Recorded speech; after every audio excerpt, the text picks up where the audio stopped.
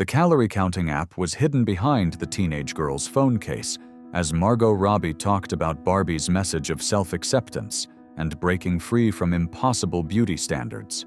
Ellen was discussing the actress's journey to understanding that perfection isn't the goal when she noticed the girl in the fourth row frantically calculating numbers while staring at Margot with desperate obsession. What happened next would prove that sometimes the most important messages aren't delivered in movie theaters, but in moments when young girls learn that being human is more beautiful than being perfect. It was an energetic Friday afternoon at the Ellen DeGeneres show, and the studio buzzed with pink-tinged excitement. 400 audience members, many of them young women and girls, had gathered to see the star of the year's most culturally significant film discuss her transformative role. Ellen, radiant in a chic pink blazer with silver detailing that nodded to the Barbie phenomenon, was thoroughly enjoying her conversation with Margot Robbie, who looked absolutely stunning in an elegant white ensemble, her presence filling the studio with that blend of glamorous perfection and hard-won wisdom about the cost of pursuing impossible standards. "Margot," Ellen said, leaning forward with genuine enthusiasm. "Barbie became this incredible cultural moment about beauty standards, about the pressure to be perfect. What did playing that role teach you about your own relationship with perfection?" Margot's eyes lit up with the passion that had driven her to produce and star in a film that challenged everything about female expectations. "Ellen, making Barbie forced me to confront my own perfectionism, my own relationship with beauty standards. We created this character who represents impossible perfection, but the whole point was showing that no one should have to live up to that. Real beauty comes from authenticity, from being messy and human and imperfect." The audience responded with enthusiastic applause, many young women nodding with recognition. This wasn't just celebrity promotion. This was validation about struggles that felt deeply personal. "And the pressure young girls face today," Ellen continued, "with social media, with filtered images, with the constant comparison. How do you talk to young women about that?" "It's heartbreaking," Margot said honestly. "I see young girls trying to look like edited versions of people who don't even look like they're edited versions. They're starving themselves, surgically altering themselves, hating themselves, because they can't achieve something that literally doesn't exist. I want them to know that the goal isn't perfection. The goal is being authentically, beautifully themselves." That's when Ellen noticed her. In the fourth row, slightly to the right, sat a teenager who appeared to be around 16. She had blonde hair pulled back in a tight ponytail and wore an oversized pink sweatshirt that seemed to swallow her increasingly small frame. Her name was Chloe Mitchell, though Ellen didn't know it yet. What caught Ellen's attention was the way Chloe was staring at Margot with desperate intensity while secretly using her phone, which appeared to be running some kind of tracking application. Tears streaming down her gaunt face as she typed numbers frantically. Chloe's hands were shaking as she worked on her phone, and Ellen could see her lips moving silently, as if she was calculating something obsessively. Ellen's instincts, honed through 20 years of reading her audiences, told her this wasn't someone inspired by Margot's message about authentic beauty. This was someone living the exact perfectionist hell Margot was describing. "Margot," Ellen said gently, "hold that thought about young girls starving themselves to achieve impossible standards. I think someone in our audience is struggling with exactly that right now." Margot followed Ellen's gaze toward Chloe, her expression immediately shifting from entertainer to deeply concerned advocate as she recognized the signs of someone in serious distress. Ellen stood up from her chair and took several steps toward the audience. "Sweetheart in the fourth row with the phone, are you okay?" Chloe looked up, startled and terrified by the sudden attention of 400 people and multiple cameras. She quickly tried to hide her phone and pull her sweatshirt tighter around herself. I'm fine, Chloe said, her voice thin and shaky. I'm fine. Ellen walked down the steps that separated the stage from the audience, something she did only when every instinct told her someone was in immediate danger. What's your name, honey? Ellen asked, now standing directly in front of Chloe's row. Chloe Mitchell. I'm 16. Ellen knelt down in the aisle beside Chloe's row, her pink blazer spreading around her as she created a safe space in what must have felt like overwhelming exposure. Chloe, what were you doing on your phone just now? Chloe looked down at her device, then back up at Ellen with such shame and fear that it made everyone in the studio understand they were witnessing something deeply troubling. Logging my calories, Chloe whispered. I've had 200 calories today, and I was calculating how much I can have for dinner. The studio fell into that particular silence that happens when hundreds of people realize they're witnessing a young person destroying herself in pursuit of an impossible ideal. From the stage, Margot Robbie stood up immediately. Without being asked, without consulting producers, she walked down to join Ellen and Chloe. This celebrity interview had just become something infinitely more urgent. Margot approached Chloe with the careful reverence of someone who understood the psychological warfare of eating disorders. Chloe, Margot said softly, 200 calories in a whole day?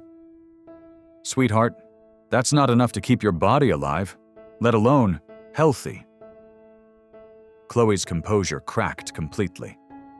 I know it sounds bad, but I can't stop. I see pictures of you, of Barbie, of all these perfect women, and I know I'll never look like that unless I'm smaller, unless I'm perfect. Ellen felt her heart breaking as she watched this teenager voice the exact thoughts that the Barbie movie had tried to challenge. Chloe, how long have you been restricting your food like this? Since the Barbie movie came out, Chloe admitted. I know it was supposed to be empowering, but all I could see was how perfect everyone looked. I decided I needed to look like that too, no matter what it took. Margot knelt beside Ellen, creating an intimate circle, while Chloe continued to clutch her phone like it was both her enemy and her lifeline. Chloe, have you told anyone how little you're eating? No, Chloe said, tears streaming now. My parents think I'm just being healthy. My friends think I look great because I've lost 30 pounds in 3 months. Everyone tells me how good I look, so I must be doing something right. Margot's expression had shifted into something Ellen had rarely seen from any celebrity. A fierce combination of heartbreak and determination to undo damage that had been done in her name. Chloe, I want you to listen to me very carefully, Margot said with quiet intensity. Everything you think you saw in Barbie, everything you think you need to look like, that was never real. Even I don't look like the version of me you see on screen. There are teams of people with lights and makeup and digital editing making me appear flawless. Chloe looked up at Margot with something approaching confusion. But you're perfect, Chloe said quietly. You're everything I want to be. No, I'm not, Margot said firmly. I have bad skin days, bloated days, days when I feel insecure and imperfect. The difference is, I've learned that those days don't make me less valuable. They make me human. Ellen stood up slowly, her heart racing as she realized they were witnessing the exact misinterpretation that had turned an empowering message into self-destruction. Chloe, what do you see when you look in the mirror? Fat, ugly, not enough, Chloe said without hesitation. I see all the ways I still don't measure up, all the work I still have to do to be worthy. Margot reached into her purse and pulled out something unexpected. Her own phone, but instead of a calorie counting app, she showed Chloe her photo gallery. Chloe, these are pictures of me that nobody ever sees. No makeup, bloated from eating too much pizza, messy hair, real life. This is what I actually look like most of the time. She scrolled through images that showed her looking completely ordinary, completely human, completely imperfect. The version of me you're trying to become doesn't exist, Margot continued. "It's a character, a fantasy, a 2-hour movie that took months to create with unlimited resources. You're trying to become fiction." Ellen felt tears welling in her own eyes as she watched Margot literally deconstructing the very image that had caused this young girl such pain. "Chloe, 200 calories a day isn't healthy. It's not sustainable. It's not beautiful. It's your body eating itself to stay alive." "But I can't stop," Chloe said, her voice breaking. "Every time I try to eat normally, I feel like I'm failing, like I'm giving up on being perfect." Margot stood up and gently took Chloe's phone. "Can I delete this app for you? Right now?" Chloe stared at her phone like Margot was asking to cut off her lifeline. "I'm scared," Chloe whispered. "If I don't track everything, if I don't control everything, I'll get fat and ugly and no one will love me." "That's the eating disorder talking," Margot said gently. "That's not your voice. That's the voice of a disease that wants to convince you that your worth depends on a number on a scale or calories in an app." Ellen began removing her pink blazer. "Chloe, this blazer has been with me through some of my most important interviews. But today, it's witnessing something more important than any celebrity story. It's witnessing someone choosing recovery." She placed the blazer around Chloe's thin shoulders. "You came here today thinking you needed to be perfect to be worthy of love. But everyone in this studio is looking at you and seeing someone who deserves love exactly as she is." But it was Margot's next action that brought the entire studio to tears. She deleted the calorie counting app from Chloe's phone right there on stage. "Chloe, I want you to make me a promise," Margot said. "I want you to promise me that you'll eat 3 meals today. Not because you've earned them, not because you've calculated that you can afford them, but because your body deserves fuel and your mind deserves freedom from those numbers." Chloe stared at her phone, now free of the app that had controlled her life for months. "What if I gain weight? What if I get ugly?" "Then you'll be a healthy, normal 16-year-old girl," Margot said firmly. "And that's the most beautiful thing you could possibly be." Margot stood up and addressed the cameras directly. "If there are young women watching this who are restricting food, counting calories obsessively, trying to shrink themselves into perfection, please know that you are enough right now. Please know that health is more beautiful than skinny, that authentic is more attractive than perfect, and that your worth has nothing to do with your weight." The moment that brought the entire studio to sustained applause came when Ellen asked Chloe what she wanted to say to other girls struggling with eating disorders. "I want them to know that the voice telling them they're not enough is lying," Chloe said, her voice stronger as she touched Margot's phone, showing real, unfiltered photos. "I want them to know that perfection isn't the goal. Being alive is the goal. Being healthy is the goal. Being real is the goal." Margot's eyes filled with tears of pride and relief. "That's exactly right, Chloe. Being real is always the goal." 2 weeks later, Chloe Mitchell was admitted to an eating disorder treatment facility, with Margot personally funding her care and staying in contact throughout her recovery. 3 months after that, Chloe appeared on the Ellen DeGeneres show again, but this time she was healthy, glowing, and had gained back the weight her body needed. Margot appeared in person to celebrate her recovery and announce the launch of a foundation specifically designed to help young women overcome eating disorders caused by impossible beauty standards.